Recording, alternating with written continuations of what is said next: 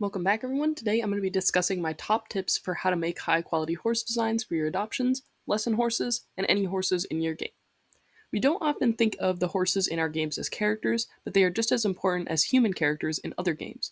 In games that rely on roleplay and stories, the detailed backgrounds of the characters are the main value that the player gets from the game, so good design should be prioritized.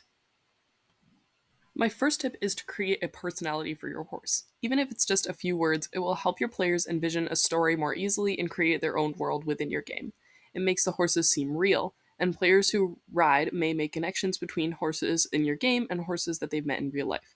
This makes the experience more immersive and personal to the players and helps them feel like they belong in the game. Second, you should make each horse unique from each other. It can be hard to come up with ideas for horses, and if you've just made a really great horse, you might be tempted to make a bunch of copies of it and just rebrand it slightly. There are many ways that your horse can vary, including colors, markings, breeds, personality, discipline, age, and training. Do some research, and you may find some interesting ideas for what to put in your game.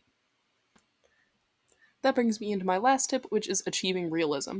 Your game does not have to be completely realistic. In fact, I think most people want reality suspended to a degree in a horse game. They want expensive things that they can't get in real life yet, or horses that they aren't experienced enough to ride yet. But everyone loves horse when horse games use real breeds and colors. It goes back to the idea of connecting the game to real horse riding experiences. If a horse is colored in a way that exists in real life, the player may recognize the look from horses they've seen. Oddly colored horses may bother players because they can't connect with them. On an unrelated note, I think most people immediately blame the actual rig of the horse itself for a lack of realism. A lot of rigs, especially on Roblox, are designed with more cartoony looks to suit the player better. But they don't have to be photorealistic horses with perfect anatomy to be realistic. Cartoony horses can still have realism with features like realistic colors, breeds, gaits, equipment, and temperament. I also want to talk about some of the common mistakes in horse design that can spoil a game a bit. I've made all of these mistakes in the past, so don't feel bad if you've done some of these things too. My first don't is try to avoid cliche horses. A cliche is an overused concept in design that just kills the interest. Horse character designs usually come from movies. You know how every horse movie has the same plot? How the horse is always some wild black stallion with a dark and shady past, but then it gets trained by a girl with no parents, and then it turns out that the horse has a secret talent, but can only be ridden by the girl because of trust or bonds or something? I don't know who still enjoys these movies, but seeing the plot over and over again gets really stale, especially because it is so outlandish. Try to steer your horses away from that backstory and give them different character qualities or quirks that make them more balanced. Maybe instead of being wild and untamable, the horse has terrible jumping form and must only do dressage, but he still has a wild hair and needs a lot of speed work to stay sane. This is more realistic because plenty of horses are terrible jumpers, so players who ride horses might be able to relate. There are a lot of real horse stereotypes too, like moody mares and perfect geldings or Appaloosas having no hair. So, making a really sweet mare or a sassy gelding might also create some interest.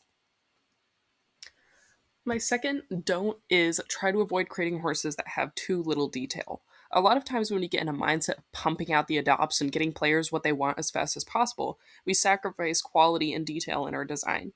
It takes more effort than people realize to design the best horses that players will get attached to, so don't feel bad about only releasing new horses every week or even every couple of weeks. If you rush horse design, you may have a harder time making unique and detailed horses. Take the time to carefully plan each horse. One thing that I used to do when I was in school all day is write down my ideas for horses in my free time when I didn't have access to studio. That way, I didn't waste any of my creativity, and by the time I needed to make new adopts, I would already have plans. I also like to use a formatted note card so that I put the same level of information for each horse. I usually include at a minimum the name, age, breed, color, temperament, current owner, gender, and discipline of the horse. You can also add spaces for additional notes or the horse's parents.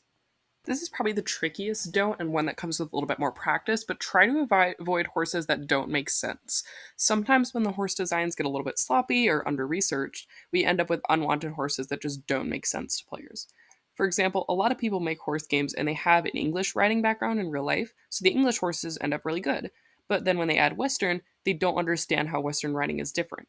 The time to make adopts rolls around, and all the Western horses have nosebands on their bridles. There's Tennessee Walkers as barrel racers and Appaloosas that have big hair.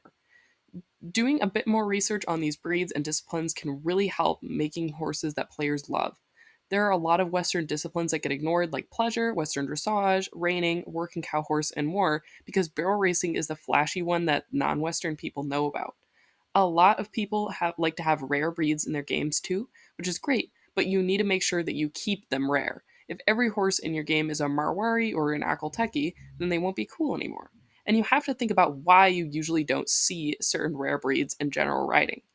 A lot of those rare draft breeds, like Belgians and such, are really beautiful, but they aren't built to jump or do things that are popular nowadays. Trying a crossbreed horse so that you get some of those pretty draft traits can be really helpful, because then the horse is still made for riding and sport. That just about wraps it up for today's video. I know it's been a while since I posted, but I'm going to try to drop a few videos. Thank you guys for watching.